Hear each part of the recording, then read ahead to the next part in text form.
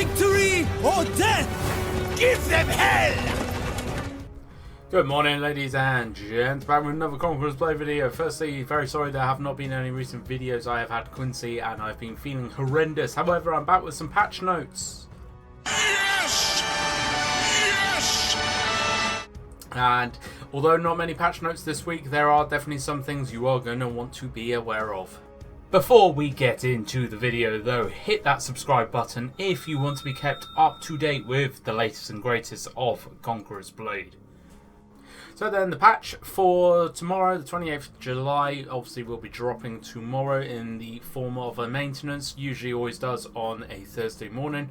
And like I said, there's not a huge amount of kind of changes or notes this week around. However, there are a few that you are definitely going to be to be aware of, and there's a few changes coming to a certain unit which I have been kind of crying out for since they released, and it's good to see that they are actually going to be getting a slight buff. But before that, the bow has had a few skills change. So Balkan tipped, rain of arrows, flaming arrow, exploding arrow and lightning bolt skills no longer require stamina to charge, but also no longer refund stamina upon hitting an enemy. When the marksman skill is active, the next shot does not need to be charged to have the same effect as a fully charged shot. Marksman nodes, anticipation and eagle-eyed now reduce the cooldown of marksman by 1 second instead of raising piercing armor penetration by 5%.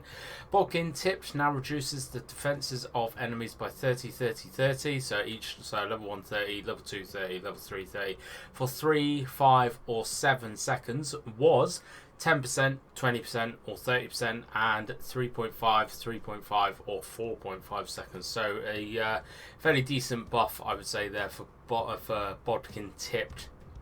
Rain of arrows and lightning bolt now have an armor penetration coefficient of 0.7, was 1.0. Corrected the skill descriptions of exploding arrow and lightning bolt. So, before I go into the unit balancing, the map's Brock Estuary has had a sentry platform change to actually improve the view. Not really much detail there, to be honest.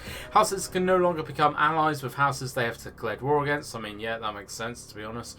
The attackers can now view the remaining trebuchet attacks in the artillery deployment menu, which is quite useful. Bug fixes resolved an issue where the Chevalier's crossbow retinue would continue reloading their crossbows even when no enemies remain when using the fire at high speed skill. Maps fits the location of defender's default respawn point on the Toro Varus map. Resolved an issue where you could stand in mid-air in some areas of the Conqueror City map. Still doesn't make that map any good. And miscellaneous resolved an issue where the pile of trophies were not dropping for intercontinental matchmaking battles. So going on to the units. The unit that is being buffed tomorrow is the Varangian Guard, and thank God for that, because I have been playing them recently and I think they have had some stealth buffs, to be honest, or some stealth changes.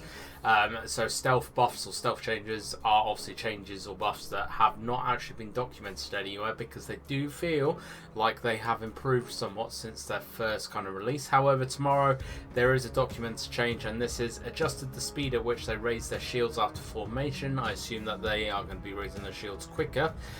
Improved the hitbox during raging onslaught, and improved skill speeds during raging onslaught. So Varangian Guards have had a buff, and it will be interesting to see tomorrow after the patch releases just how much of a buff that is, and if these guys have actually become a viable tier 5 unit, which I really do hope they do, because they do feel, like I said, they do feel like they have been improved somewhat over the last few weeks.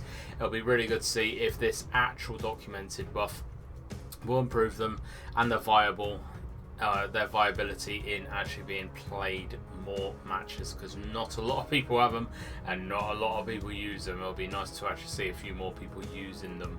So what do you think of this week's changes, this week's patch notes? So not a huge patch note this week compared to some of the last few weeks, however few kind of good changes in there. Be nice to see actually how some of this stuff does change. Any of you bow users, please let me know if these skills or these changes actually make much of a difference to your class, because obviously I am not a bow user.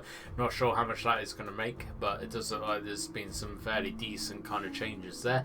Thank you very much for watching though, folks. I hope you're enjoying this kind of video still. Like I said, I'm going to be trying to put this out each and every week, so you can just kind of listen to the patch notes and get a very quick glimpse of my thoughts into them for that week. Thank you very much for watching. Hit that like button, hit that sub button, all that lovely fan doobie-tastic stuff, and I hope to catch you out on the battlefield.